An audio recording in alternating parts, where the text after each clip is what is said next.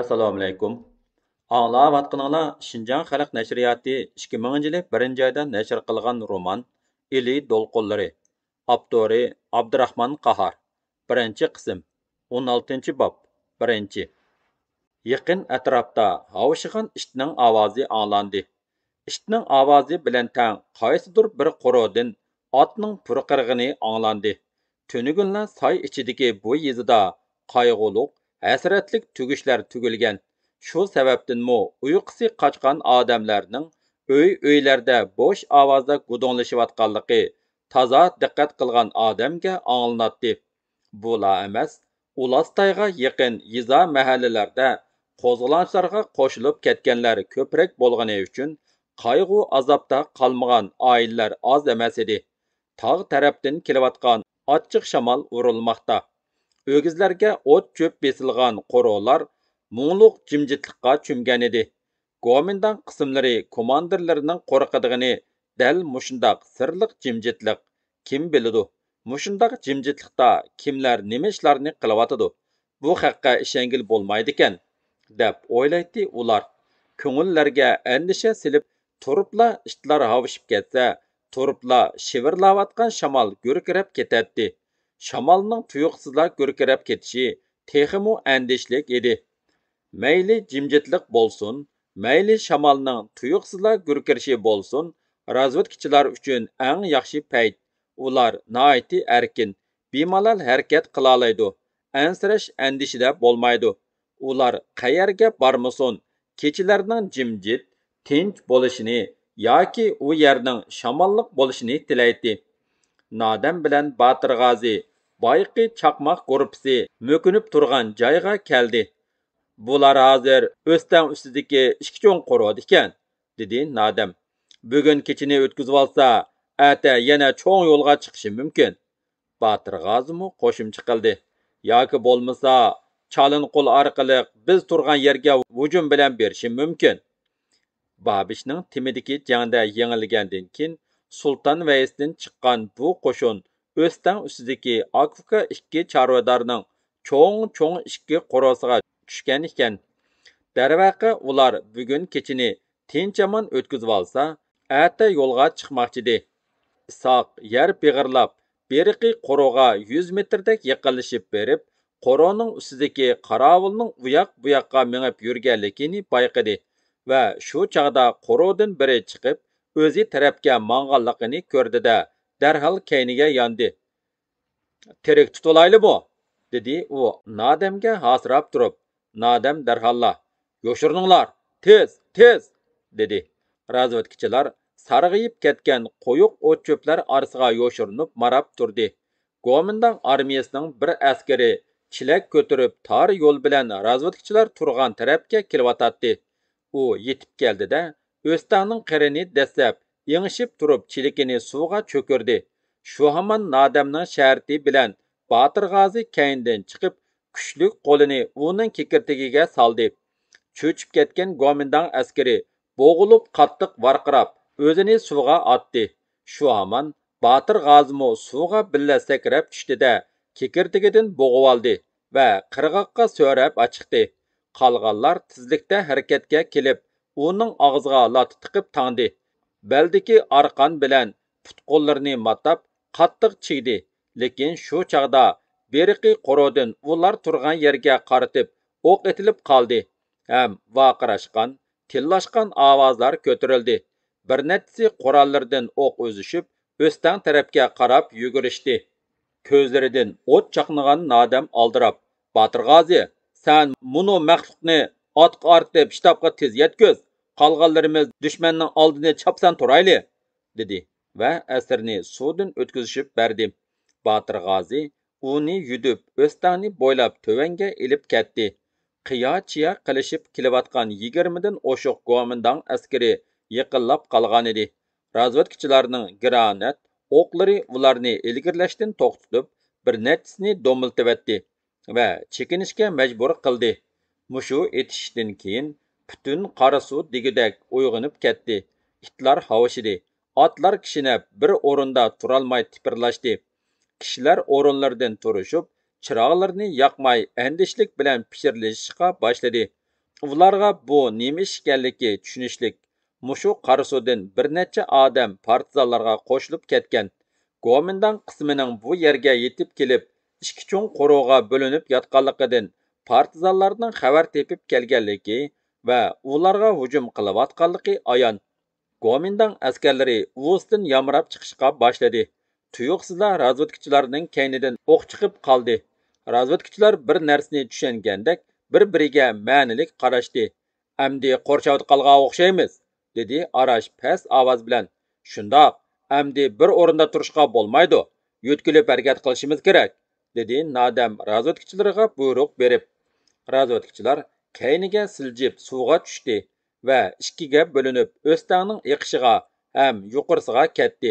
Gomindan askarlari iz qo'g'lab razvedkachilarni topolmay qayoqqa yuzlanishni, naga qartib o'q etishni bilolmay turganda nodamlar ketgan tuvan tarafdan bir nech pay o'q etildi. Dushman askarlari o'q chiqqan tarafga qarab yugurdi. Ularning so'zlari anglanishga boshladi. Aqtiringlar, janubqa, diqqat qilib minglar, qo'rqmanglar. Nodam jiddiy holda, qo'rshavda qoldik, bo'sib chiqib ketish tez, amdi elishmay bo'lmaydi, deb o'yladi. U Ulastayda qo'lga terik tushgan ofitserning so'roqda bergan ma'lumotidan xabardor edi. Uning iqror qilib aytib berishicha, Gomindan qo'shinlari ichida mundaq bir tuzum bor ekan. Bir qismi urushda halsirab qolsa yoki urushga bardoshlik berolmay qochib ketsa, ikkinchi qismi uni uqmasligi kerak ekan. Demak, buningdan foydalanish kerak, deb o'yladi u. Bularning ikki qo'rg'oga joylashganligi biz uchun nihoyatda yaxshi sharoit. Nodam Isoqni yeniga tortib mundoq dedi. Sen darhol yuqoriga berib arashqa et. Ular neriqi qo'rg'oga yaqinlab berib, beriqi qo'rg'oga o't atsin. Biz bu yoqqa o't ochimiz. Qandoq, tushundingmi? Tushundim. U suv ichi bilan yuqoriga mangdi. Az o'tmay razvedkachilar beriqi qo'rg'oga qaratib o'q atdi. Qo'rg'odinmi bular tarafga o'qlar uchib kelishga boshladi. Neriqi qo'rg'odikilar bo'lsa, yuz berayotgan bu etishlarning toza tigiga yetolmay jimjit holda turishatdi. Lekin tinch turgan bilan ularning qurollari batlaklik, minomyotlari tiklaklik edi. Nodamning buyrug'ini anglagan Arash o'zi boshlagan 5 nafar razvedkachi bilan avval suvning ichida, keyin suvdan chiqib yer beg'irlab, neriqi qo'rg'oga yon tarafdan yaqinlab keldi. Ularning kiyim-kechaklari ho'l, suv sovuq, kuzning zahardek ochiq shamoli jondan o'tadi. Lekin ular hech narsa sezmagandek shapsiz olg'a siljimoqda edi. Shu asnoda neriqi qo'rg'oga partizanlarning o'qlari vijildab yig'ishqa boshladi. Joyida, intayin joyida. Nodamning ko'zlarida go'yo g'alaba uchqunlari chaqnagandek bo'ldi. Amdi bularning o'z yig'i bilan o'z go'shtini qo'rishimiz kerak. Etinglar. Ularning o'qlari neriqi qo'rg'oga uchishqa boshladi. Ham o'stang yaqinlarida alangsiz yugurishib yurgan askarlarning ustiga mo'ldirdek yog'di. O'ylamagan yerdan chiqqan bu etishish har ikki qo'rg'odagi Gomindan qo'shinlarini hang-tang qoldirdi. Ansizlik va qo'rqinchga soldi. Qo'rqqanga qo'sh ko'rinibdi degandek, beriqi qo'rg'odikilar neriqi qo'rg'oni olto'g'ri egilab bo'lib, amdi ular bizga hujum qilyotidi deb o'yladi. Shundoq qilib, ikki qo'rg'odagi Gomindan qo'shinlari ular tirilishiga qarmay bir-biri bilan etishib ketdi. Hatto minomyotlarnimi ishga solishga boshladi. To'xtovsiz o'qlar etilib, minomyot o'qlari gumbirlab tushadi. Shundoq etishish davom qilayotgan chog'da qo'rg'onning kayni timidan 10 necha Gomindan askari ortilib tushdi-da, nodamlar yengila kelib, o'zlarini daldiga olgan yo'g'on bir tup qarag'ash tuviga yaqinlab kelishga boshladi. Ular kep qoldi. Atmaslikqa bo'lmadi. Razvedkachilarning o'qlari bir nechasini yiqitdi. Biroq bu holni ko'rib, cho'ng qo'rg'on timidan ortilib tushayotganlar ko'payib ketdi va qalaymaqon varqirishib, ilgirlab kelishga boshladi. Nodam jiddiy holda o'ylandi. Ahvol qiyinlashdi. Bu yerdan hammamizning qutulishimiz notayin. U razvedkachilarga dedi. Chekininglar, tez chekininglar. Sanchu, bana qarmanglar, paytni qo'ldan bermanglar. Bo'linglar, chapsan. Nodam, buyruq qilman, tez chekininglar. Nadam kelayotgan düşmanlarga ham avtomatdan atatdi, ham granat tashlaydi. Nadamning o'qining panasida razvedkachilar chekinib ketdi, lekin düşman bostirib kelaverdi. Birdilla Nadamning ustiga bir gavda tashlandi. Nadam uni mollaq attirib yerga urishiga yana ikkisi tashlandi. Ustilib yana tashlandi va uni medirlig'siz qilib bog'lab oldi. Oradan 10 minut o'tmayla cho'ng qo'roning g'arbidagi kichik eshikdan Nadamni yalab bir guruhpa askar chiqdi va tezlik bilan uni mashinaga soldi-da Sulton Vaysga ilib ketdi. Chaqmoq o'z boshlig'idan, qobil yo'l boshlag'uvchisidan ayrilib qoldi. U qandoq kunlarga qolar, taqdiri nima bo'lar, Gomindang tutgan odamlarning tirik qolgani oz. Uni bir iloj qilib qutuldirish kerak edi. Qutuldirishmi oson emas. Qutuldirish uchun uning nadiligini bilish kerak. Yomon yeri nadiligini hech kim bilmaydi. Uning nadiligini bilish va uni qutuldirish chaqmoq guruhining ustiga tushgan ig'ir vazifa edi.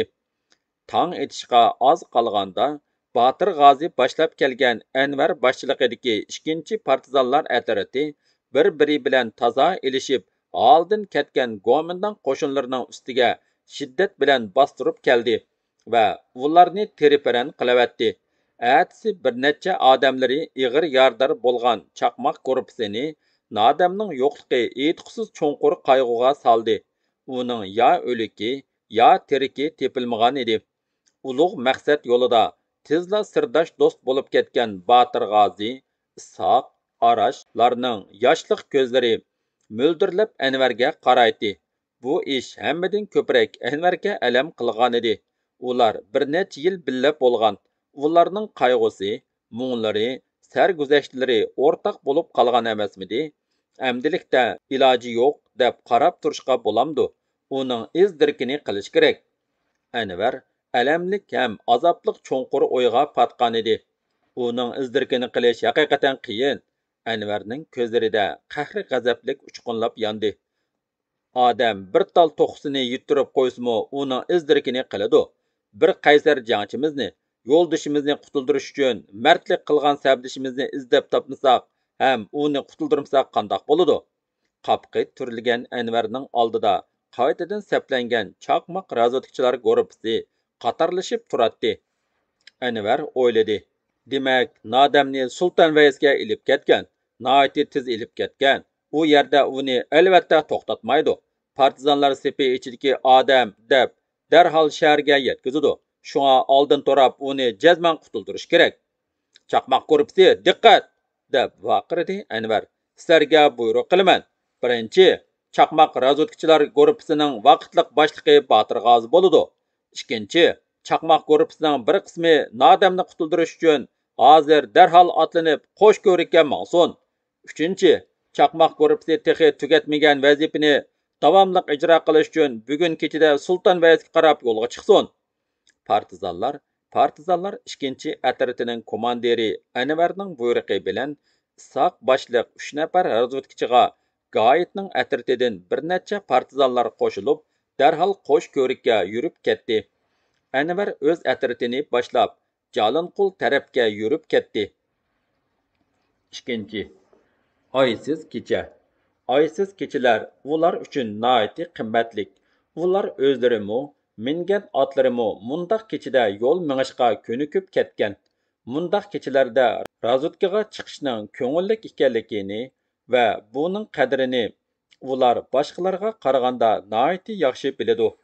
Boshqalar otliq uyquning payzini surganda, ular yo'shirinib yurib dushman ahvolini egallashning yoki dushman ichiga kirib olib, o'ylamagan yerdan chiqib, tuyuqsiz zarba berishning payzini suradi.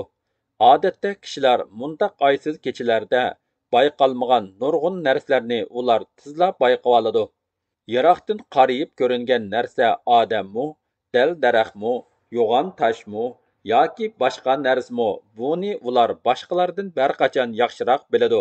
Shuning uchun dushmanning oysiz kechalardan haddi hisobsiz darajada qo'rqishimi hargiz sababsiz emas.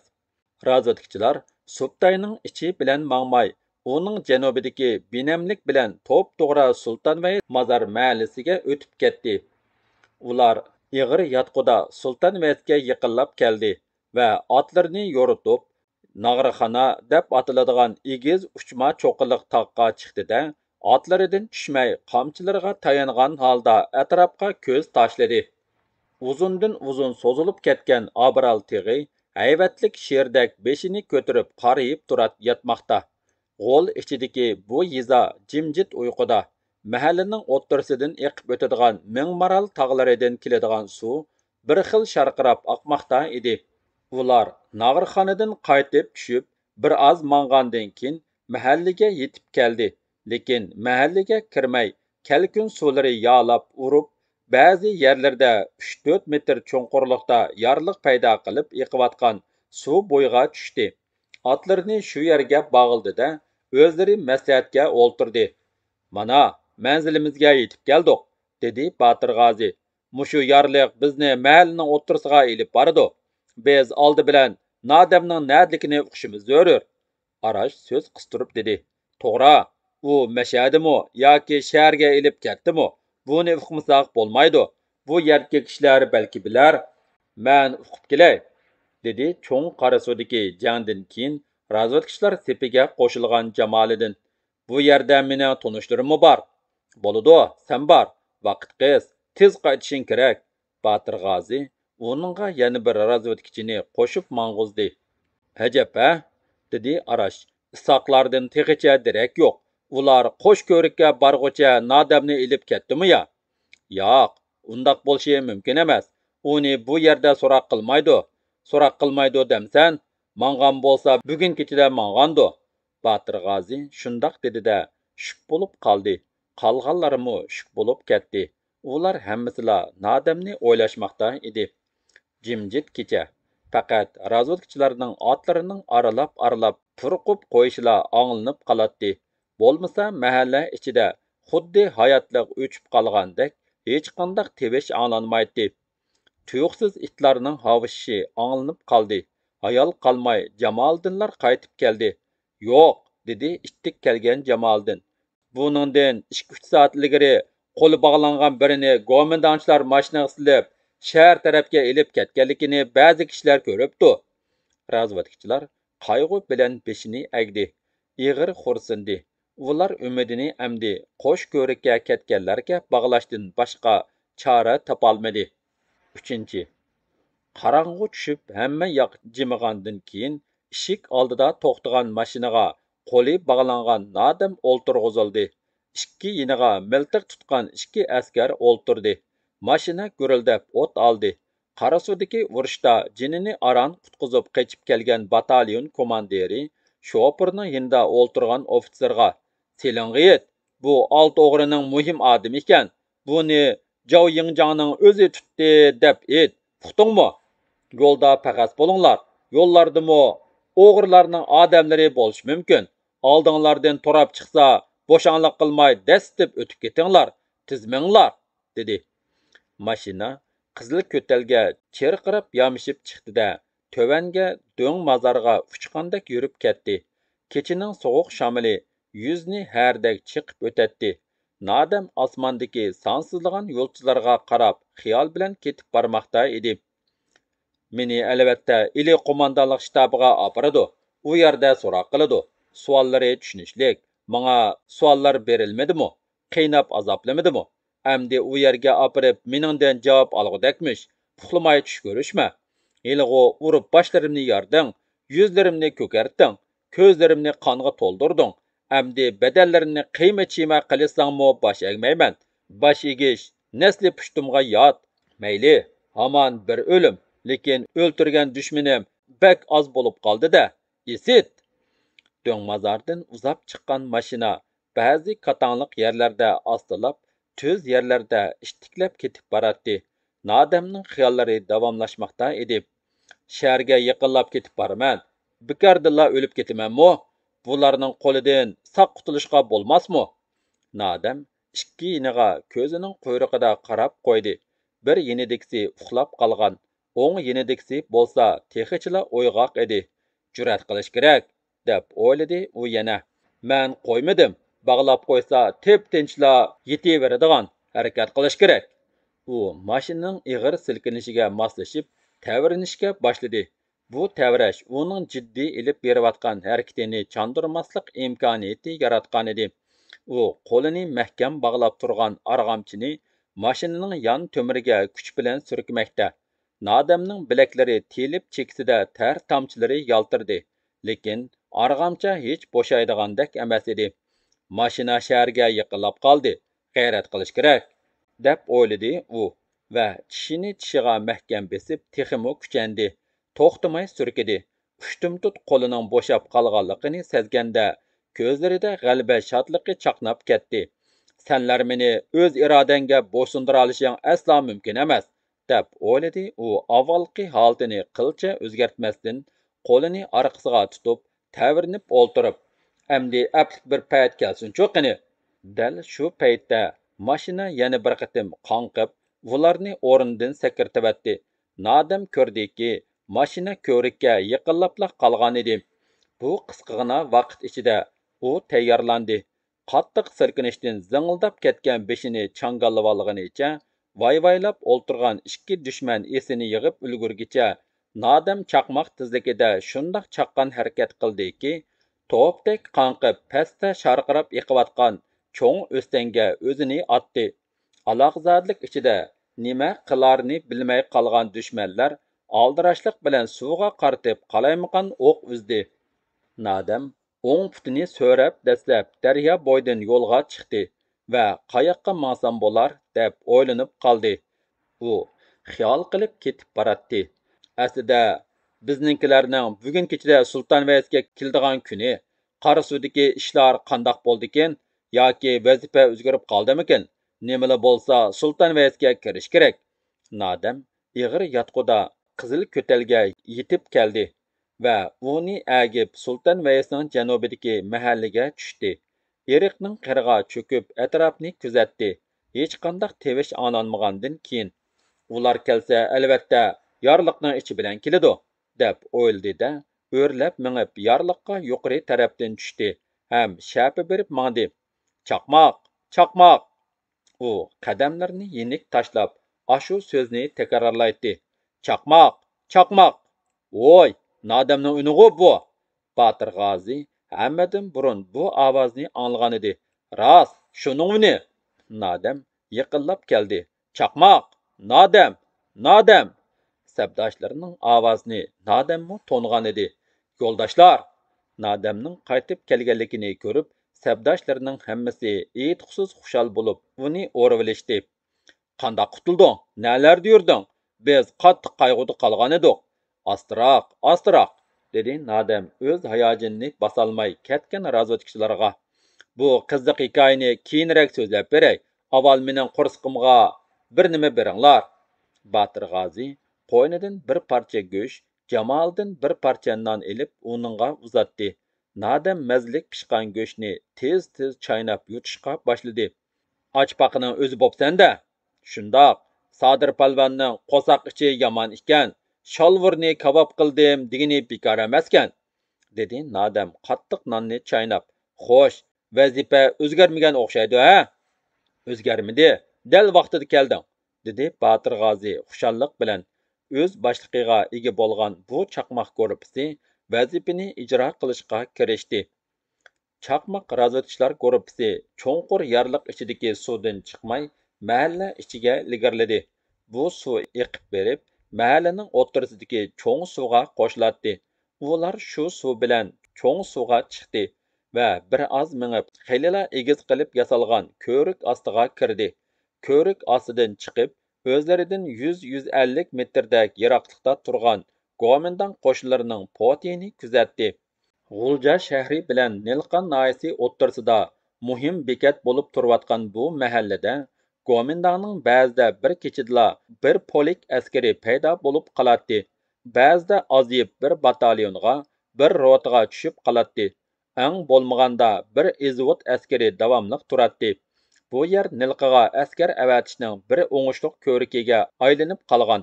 Nilqini ozod qilish uchun bu yo'lni kesib tashlash zarur edi. Gomindan askarlari bu yerdagi xalqdan o'lgidek qo'rqatdi.